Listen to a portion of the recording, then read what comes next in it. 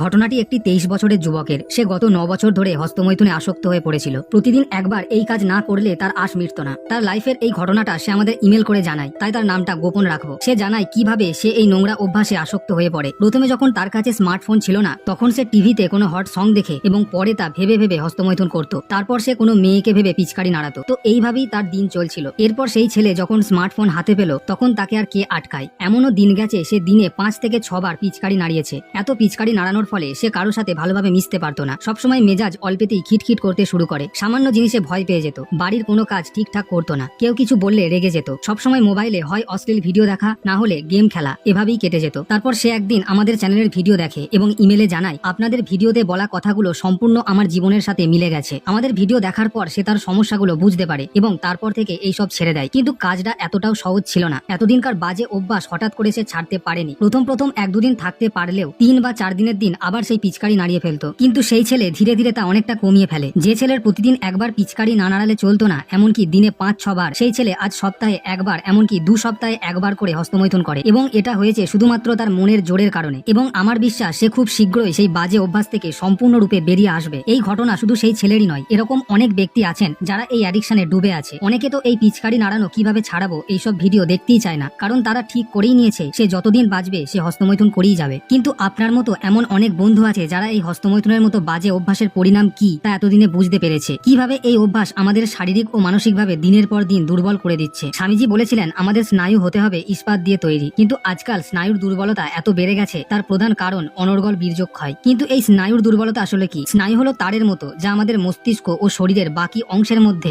বৈদ্যুতিক আবেগ বহন করে। এই স্নায়ু দুর্বল হয়ে পড়লে ব্যক্তির মধ্যে ভয়, রাগ ও দেহ মনে কাম ভাব বেড়ে যায়। কোনো কাজ ভালোভাবে করতে আমাদের স্নায়ুকে স্ট্রং করতে হবে, না হলে কোনো কাজ ভালোভাবে করতে পারবো না। আমাদের ব্রেন বা স্নায়ুকে শক্তিশালী করবার জন্য প্রয়োজন ভালো ঘুমের। আজকাল ডাক্তাররাও আমাদের শরীর ও মনের রোগে শুধুমাত্র ঘুমের ওষুধ ব্যবহার করেন, যাতে আমরা শুধুমাত্র ঘুমের মধ্যে দিয়ে সুস্থ হতে পারি। কিন্তু আজকের এই সোশ্যাল মিডিয়ার যুগে কতজন ব্যক্তি সঠিক সময়ে ঘুমিয়ে পড়ে? রাত 12টা, 1টা, 2টো, 3টে পর্যন্ত ব্যক্তি মোবাইল ইউজ করে পণ দেখে পিচকারি নাড়িয়ে ক্লান্ত না হওয়া পর্যন্ত সে ঘুমের কথা ভুলেই যায়। আর এই ঘটনা দিনের পর দিন, মাসের পর মাস, বছরের পর বছর হতে থাকে। আর এভাবেই যদি ক্রমাগত ঘটতে থাকে তাহলে তার যে কি ভয়ঙ্কর পরিণাম হতে পারে তা ব্যক্তি কল্পনাও করতে পারে না। যে হস্তমৈথুন আপনাকে এত মজা দেয় সেটাই পরবর্তীতে সাজা হয়ে দাঁড়াবে। আর এই ঘটনা বহু হচ্ছেও। ব্রাজিলের এক 16 বছরের যুবক এতটাই এতে অভ্যস্ত হয়ে পড়েছিল যে টানা 42 বার হস্তমৈথুন করে এবং তার মৃত্যু ঘটে। ঘটনাটা কতটা লজ্জার এবং ভয়ঙ্কর আপনারা নিশ্চয়ই ডোমিনো এফেক্টের কথা শুনে বা দেখে থাকবেন। কিভাবে একটা ছোট্ট জিনিস ধীরে ধীরে একটা বড় স্তম্ভকেও সহজে ফেলে দেয়। এই ঘটনা জীবনের প্রত্যেকটা ক্ষেত্রে, এমনকি পিচকারি নাড়ানোর ক্ষেত্রেও। অর্থাৎ আজকের আপনার ছোট্ট একটা অভ্যাস পরবর্তীতে বিশাল বড় রূপ ধারণ করে। তবে এটা 100% সত্যি যে এই অভ্যাস একদিনে বা 2 দিনে ছাড়া যাবে না এবং জোর করেও একে চেপে রাখা যাবে না। সবার আগে 3 দিনের চ্যালেঞ্জ নিন। সেই লক্ষ্য পূরণ হলে 1 সপ্তাহের টার্গেট রাখুন। তবে মনে এই ভাবনা রাখলে হবে না যে আমি 1 সপ্তাহ বা 1 মাস এইসব করিনি, তাতে আবার হঠাৎ পিচকারি নাড়ানোর প্রবণতা বাড়বে।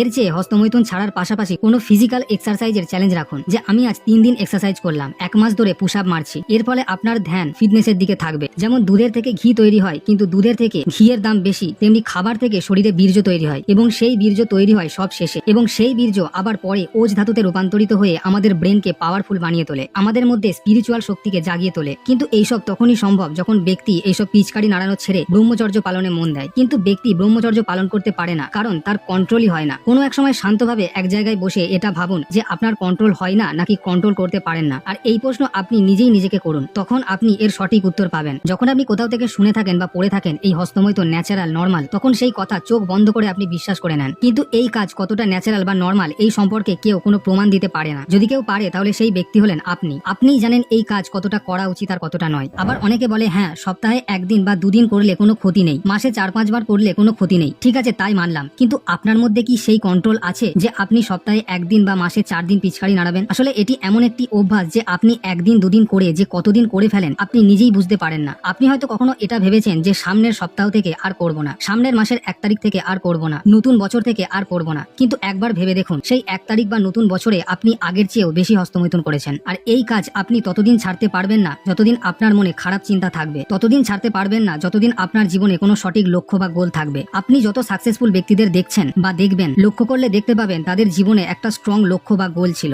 যেমন নদীর লক্ষ্য সাগর, সূর্যের লক্ষ্য আলো দেওয়া, তেমনি আপনাকেও জীবনে কোনো সঠিক লক্ষ্য খুঁজে বার করতে হবে। কারণ আমাদের জীবন প্রতিদিন চিতা বা কবরের দিকেই ছুটে যাচ্ছে। কাল থেকে পরশু থেকে এইভাবে করতে করতে যখন জীবনের শেষ দিন চলে আসবে, সেই দিন মনে হবে ইস, যদি আমি সেই দিন থেকে থেকে নিজেকে বদলাতাম, সেই দিন আর শত চোখের জল ফেললেও কিচ্ছু হবে না। তাই আজ থেকে অশ্লীল ভিডিও ও পিচকারি নাড়ানোর মতো নোংরা কাজ ছেড়ে সেই সব কাজ করতে লেগে পড়ো যেগুলি সত্যিই জীবনে দরকার। সবার প্রথমে শুরু করুন এক্সারসাইজ দিয়ে, সেই সাথে বীর্যরক্ষা ব্রহ্মচর্য পালন। এর ফলে আপনার মধ্যে সেই শক্তির উদ্ভব হবে যার জোরে আপনি মৃত্যুকেও জয় করবেন। এর অর্থ এই নয় যে আপনি চিরকাল বেঁচে থাকবেন। মৃত্যু জয় কথার অর্থ হলো জীবনের শেষ দিনেও আপনার কোনো আফসোস থাকবে না। যেমন একজন বীর যোদ্ধা তার শেষ দিনে মৃত্যুকে বরণ করে নেয়।